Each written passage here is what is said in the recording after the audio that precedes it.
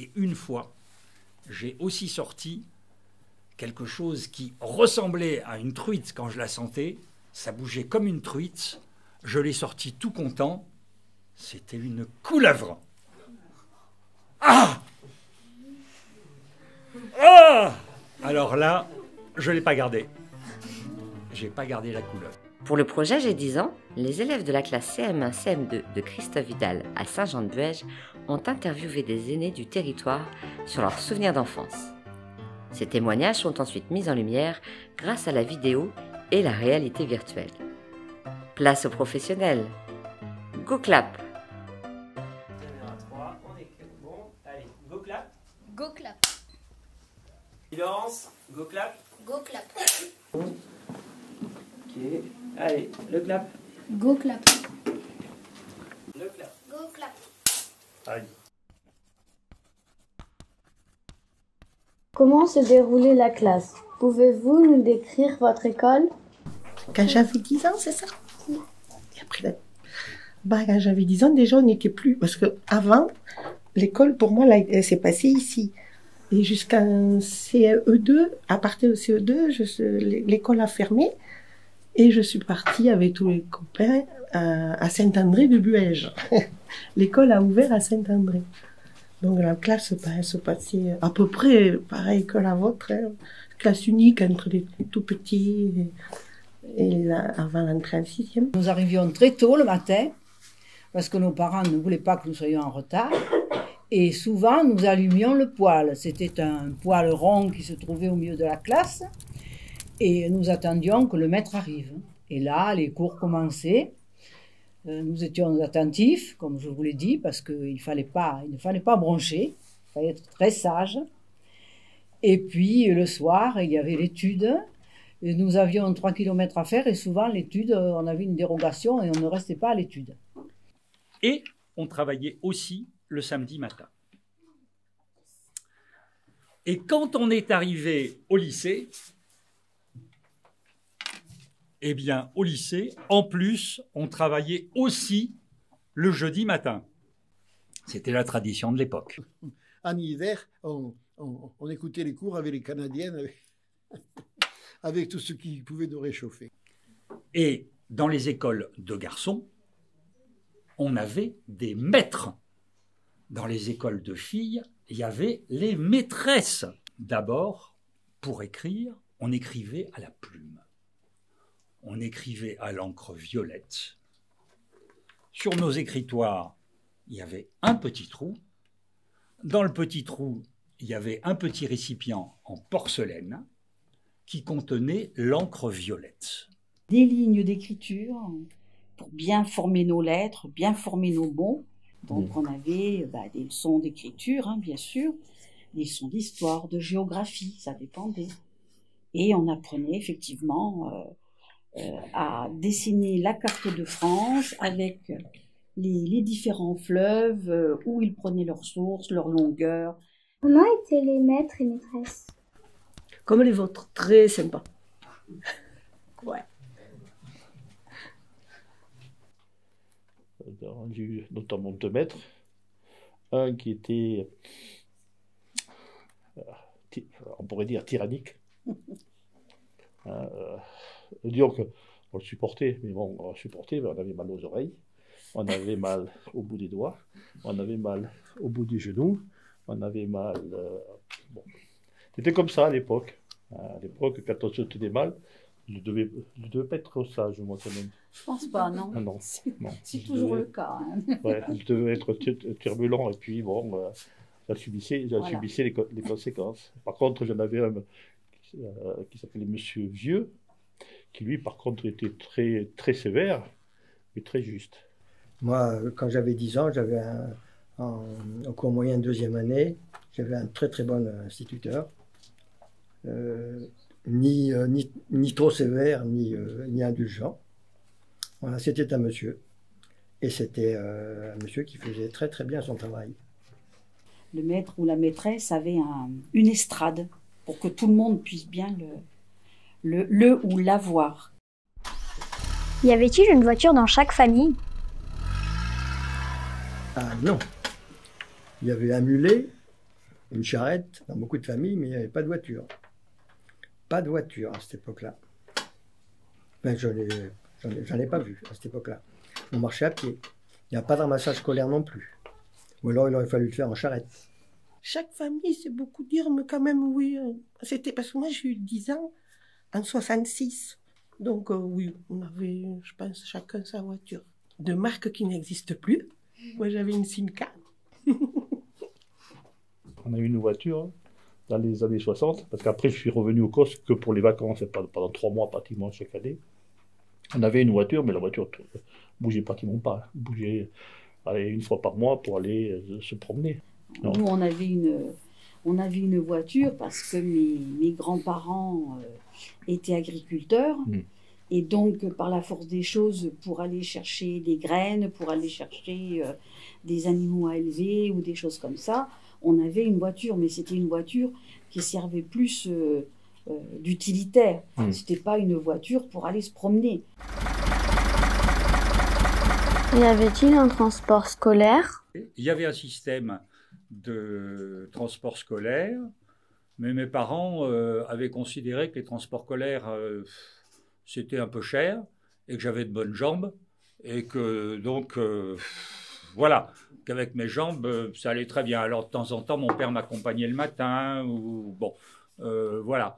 Mais sinon, je faisais presque tout à pied. On avait déjà la famille Canagui qui nous transportait. C'était le papa, Michel.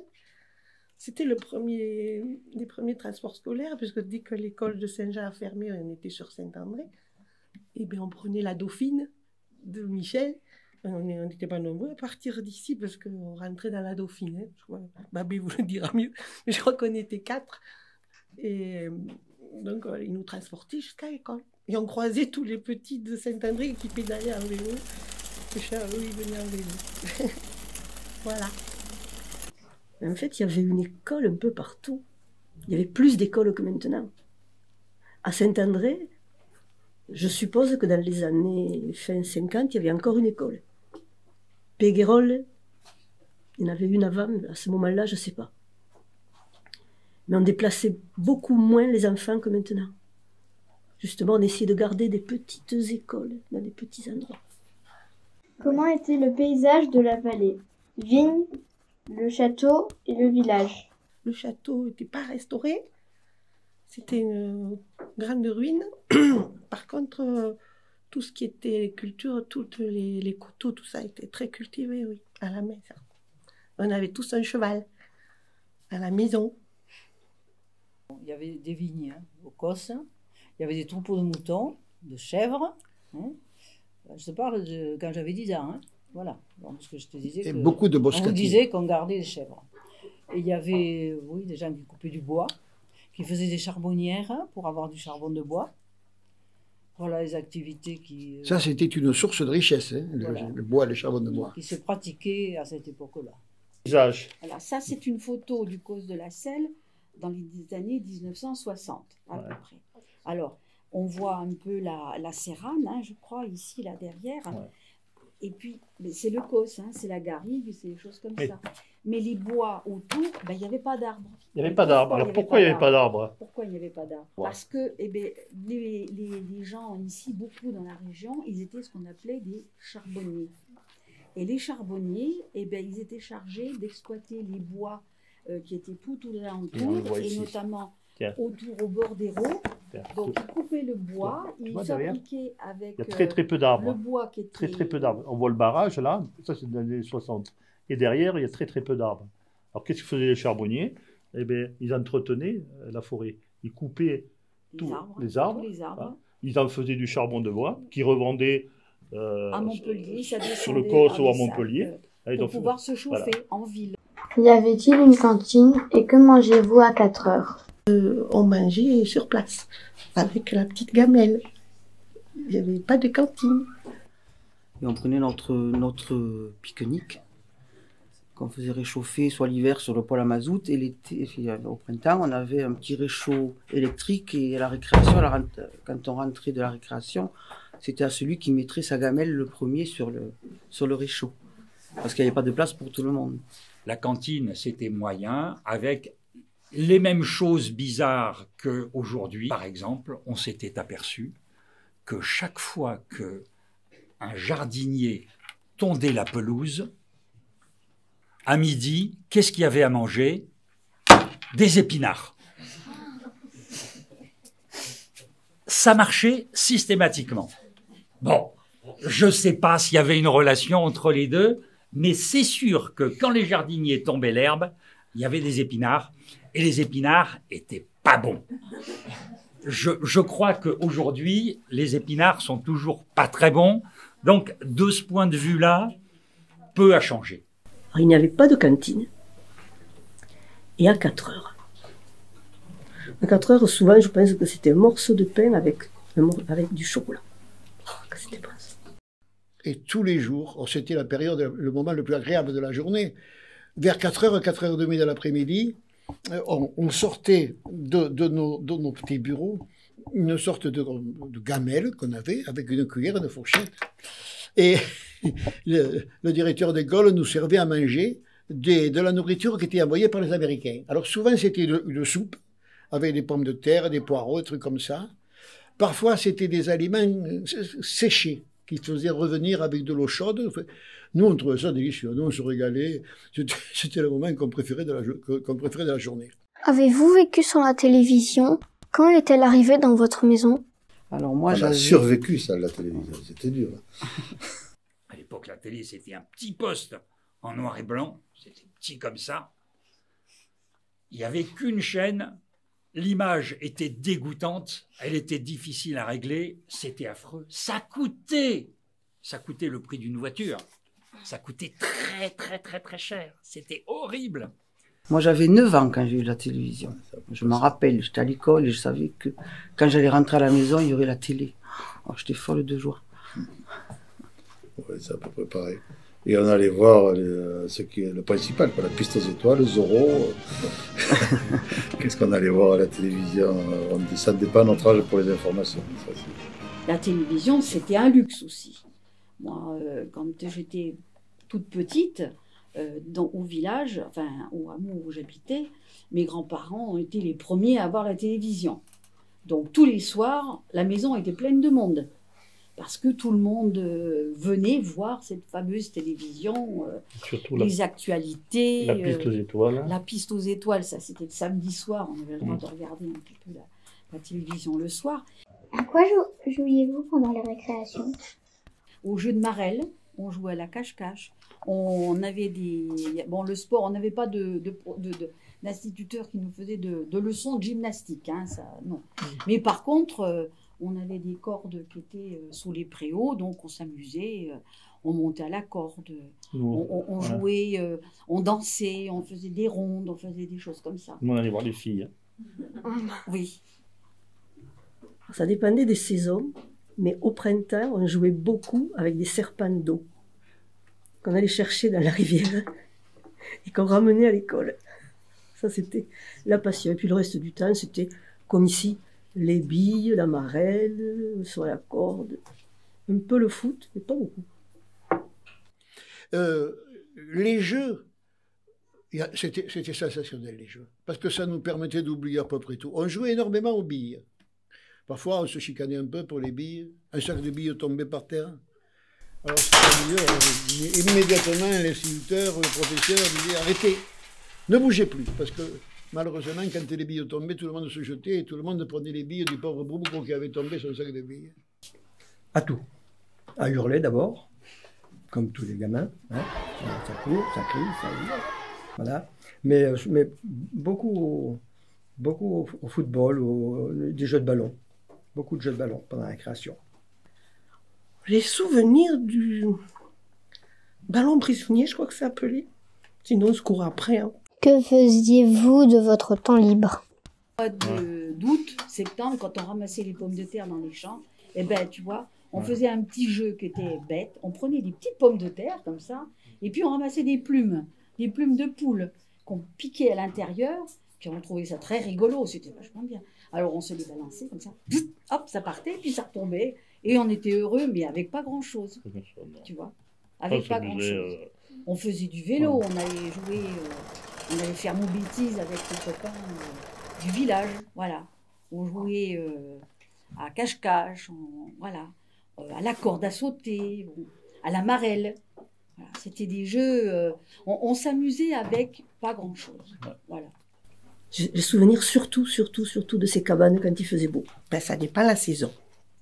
L'été, on allait à la rivière comme vous. Et l'hiver, ben, on était souvent dehors. Hein. On attendait que les parents nous sifflent pour rentrer. Alors, de mon temps libre. Ouais, ça dépend des saisons. Comme Voilà, ça dépend des saisons. On faisait quand on n'allait pas se baigner l'été à la Buège, on faisait des cache-cache dans tout le village. Voilà, puis on se promenait, on jouait dans les rues. Hein. À 10 ans, on était 3 garçons. L'été, on se baignait. L'hiver, on jouait au foot au moins 8 heures par jour. Grosso modo. Faisiez-vous des bêtises? Et si oui, lesquelles? Devant Tidiane, je ne vais pas dire.